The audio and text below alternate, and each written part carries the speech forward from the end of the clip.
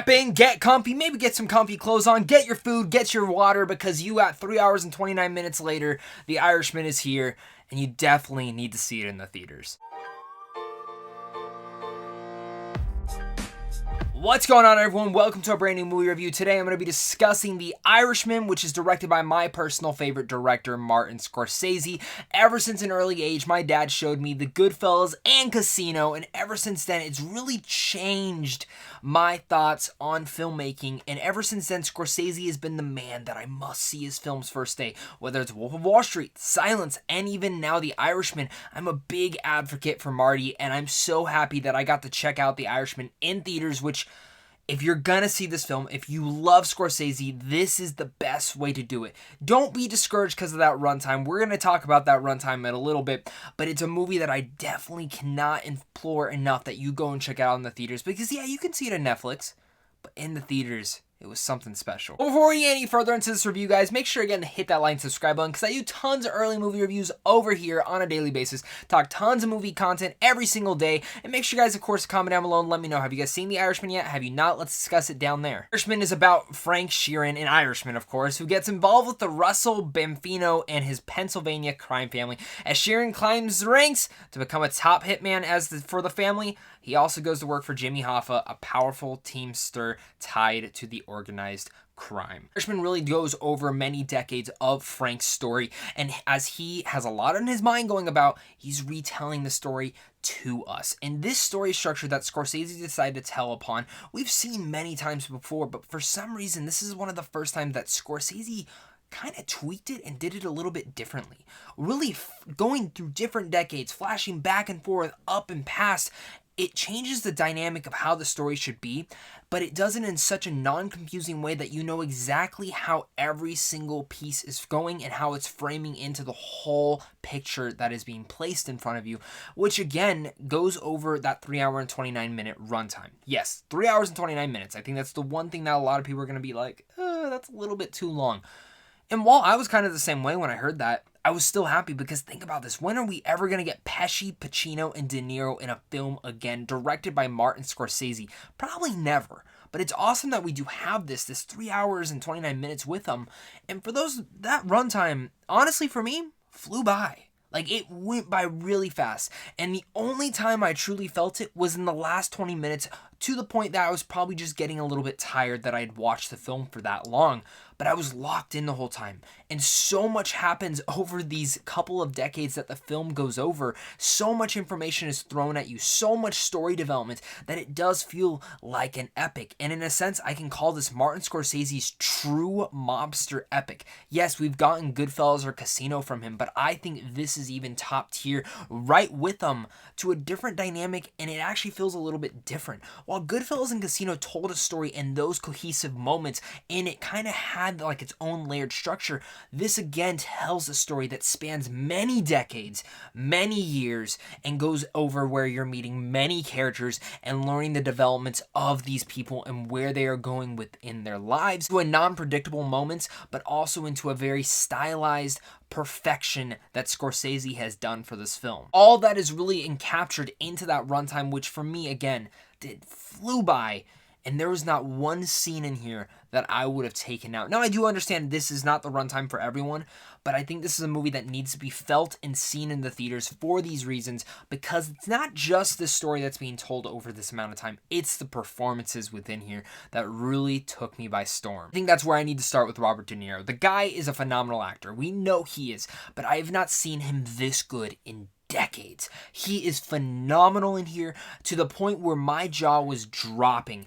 That, like, you know, we see De Niro, but the best performances you can get from an actor is when they transform into the role. And throughout this whole runtime, once I was like, hey, that's De Niro, I forgot about that really fast, and I was like, no, that's Frank. Joe Pesci is Russell, forget about it. He is incredible.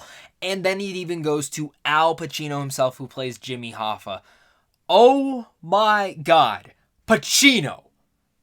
Give him all the Oscars. Like, right now. Like, honestly, in all ways, every single one of these actors deserves a nomination in their deserved categories. Pacino is incredible in here. One of the best, again. They are giving the best work they have given in decades, and Pacino really is up there for the starring roles. He has those Pacino-isms, but he really delves deeper into there. Robert De Niro has a very subtle emotion to him, especially when he comes to a certain realization towards the third act that was really... It kind of brought a little bit of a tear to me, and then even Pesci.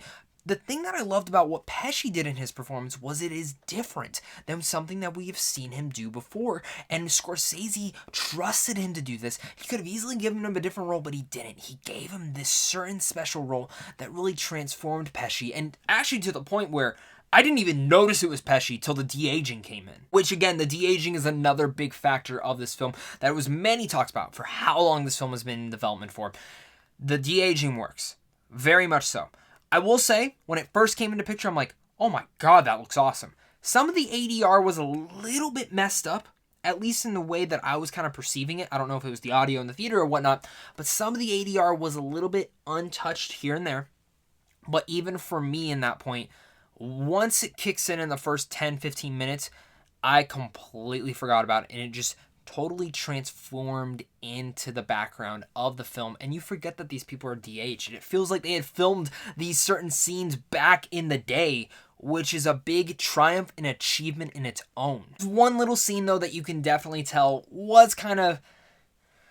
There's definitely one scene in here, though, that you can definitely tell the de-aging is there, even besides the fact when you first see it, it's kind of in the middle of the film, and you're like, yeah, there's something off about that. I already mentioned how this is a triumph and an achievement in its own, but Martin Scorsese truly deserves an achievement for this film. I've already mentioned this is a mobster epic, something that we've never seen before when it comes to a film style, and something that Scorsese has again perfected through the years, whether it's any sort of mob film or any of his other films that he's done. He's very good at telling a story, and especially we got a little bit of a glimpse of this over Silence, where it was a stylized story told over many decades. Now in The Irishman, we're actually getting that into a more fruition. One of my biggest issues with Silence was it felt a little bit too short, and by the third act, it felt like it was just rushing through many elements.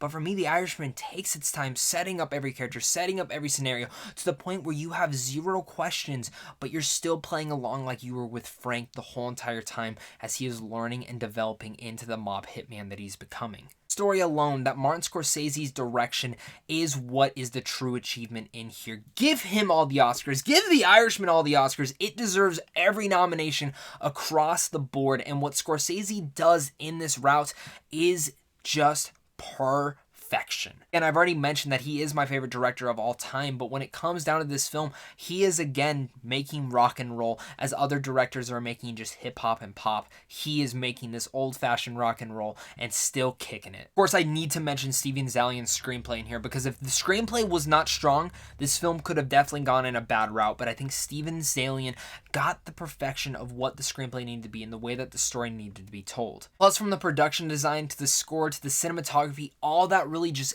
captures the set pieces and this time period that we are going through. Before I give you guys my final thoughts on The Irishman, guys, make sure to comment down below. Let me know what your guys' thoughts are. Are you guys excited for this one? Are you not? Are you going to try and find it in theaters? I really hope you guys do. Comment down below that. Hit that like and subscribe button. If you guys are interested in also seeing movies that are like, go check out CM Sean Films as well down below. And thank you to you for clicking on this video, and thank you to my Patreon supporters, because without you, I wouldn't be able to do this. Irishman is a heavy-hitting, emotional film that encaptures many decades of a man's story. This movie is kind of the perfect film for all these performers and even the director Martin Scorsese himself to be doing in their career. And that's one of the most touching aspects of this movie. Yeah, it's long, and it might feel it by the last 20 minutes, but the rest of the film flew by. It gets every detail down to a pat where you don't leave feeling like you have more questions or feeling like it was rushed through a story that you feel like needed more time to be kind of gone through. It's a remarkable triumph and achievement in its own, and Scorsese and everyone across the board deserves the nominations and even the support to them. It delves deeper into a way wiser and older filmmaker in this time period as we go back and look at Goodfellas and the Casino, where it might be a little bit more stylish in that aspect. This film is more occupied with what makes Frank Frank and actually understanding his choices and consequences. It's a movie that I think many of us wanted to see from Scorsese from a very long time. It's a movie that I think we are very much going to dive into and analyze as we're looking at what makes this man as he's growing through the years. Definitely a movie that over the coming years, as we rewatch it, it'll be a movie that grows on us even more. It has a lot more to say than just his One on the Outer Shell. Irishman hits hard truly on this first viewing, and I cannot wait to see this movie again. Again, across the board, everyone did a phenomenal job. Scorsese brings his direction into the most wise that he's ever been. It's a movie that we've wanted to see from him forever now. De Niro, Pacino, and Pesci are excellent and deserve nominations across the board for them. They have not been this good in decades. Just from the opening hour alone, I was in on The Irishman. Sitting there, locked in, kept telling myself, wow, this movie is incredible. So with all that said, I'm going to give The Irishman an A+. God, I love this movie. I cannot implore that enough. The more I keep thinking about it, the more I appreciate it, the more I love it. I just love Scorsese as a director. Like, the guy is one of the best directors of all time, and he's personally still my favorite. Thank you, Marty, for making this film. Thank you for making Wolf of Wall Street as well, because that's my favorite film of all time. Do guys look forward to a top 10 Scorsese list. That's going to be a lot of fun going through and talking about top 10 of his films, because he's made a lot of films that are all incredible. Like, I've really liked every single movie I've ever seen of his. Thank you guys again so much for watching this, though. Again, hit that like and subscribe button, comment down below, and let me know what your guys' thoughts are. And of course, I hope to see you guys at the movies soon. So until next time, stay classy.